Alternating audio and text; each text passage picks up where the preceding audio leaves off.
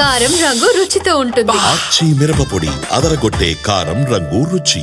కాంగ్రెస్ ప్రభుత్వం తీరుపై తీవ్ర స్థాయిలో ధ్వజమెత్తారు కేటీఆర్. రేవంత్ కి రచ్చ చేయడం తప్ప చర్చ చేయడం రాదన్నారు. సవాల్ చేసి మాట తప్పడం రేవంత్ కు బాగా అలవాటన్నారు. సీఎం రేవంత్ తో చర్చ చేసేందుకు కేసీఆర్ అవసరం లేదని తాము సరిపోతామంటున్నారు. తమతో చర్చ చేసే సత్తా లేకపోతే రేవంత్ క్షమాపణలు చెప్పాలంటూ డిమాండ్ చేశారు. రెడ్డికి రచ్చ చేయడం వచ్చు తప్ప చర్చ చేయడం రాదు అనేది మాత్రం ఖారాఖండిగా తేలిపోయింది. రేవంత్ రెడ్డికి బూతులు మాట్లాడడం వస్తుంది తప్ప రైతుల గురించి మాట్లాడడం మాత్రం రాదు అనేది స్పష్టంగా తేలిపోయింది.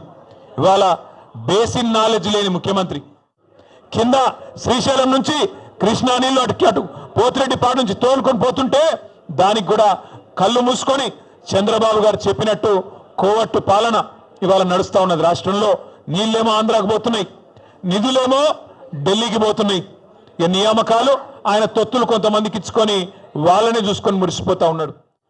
పే సీఎం అంటే పేమెంట్ కోటాలో తెచ్చుకున్న సీఎం పదవిని ఎప్పటికప్పుడు పేమెంట్లు ఇచ్చుకుంటూ కాపాడుకునే బాపత తప్ప నీకు రాష్ట్రంలో రైతుల మీద ప్రేమ లేదు, రాష్ట్రంలో గిరిజనుల మీద ప్రేమ లేదు, దళితుల మీద ప్రేమ లేదు, 42% రిజర్వేషన్ ఇస్తానని నువ్వు మోసం చేసిన బలహీన వర్గాల బిడ్డల మీద ప్రేమ లేదు, 2500 రూపాయలు ఇస్తానని నువ్వు మోసం చేసిన ఆడబిడ్డల మీద కనీస గౌరవం లేదు.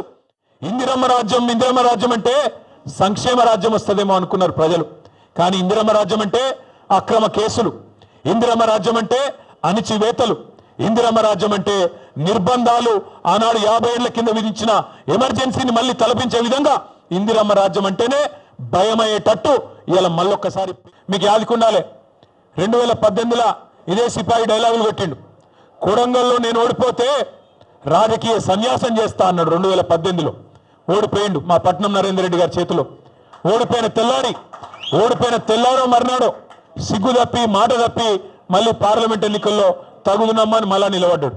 మళ్ళా నువ్వు ఎప్పుడు పిలిచినా వస్తా, లేదా నీకు చర్చ చేసే ధైర్యం లేదు, స్పీకర్ గారిని అడ్డం పెట్టుకొని మైక్ కట్ చేసుకుంటా అసెంబ్లీలే టైంపాస్ చేస్తా అంటే అది కూడా ప్రజలు చూస్తూ ఉన్నారు.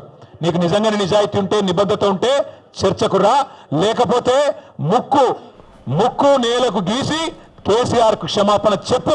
తప్పుడు కూతలు కూసినందుకు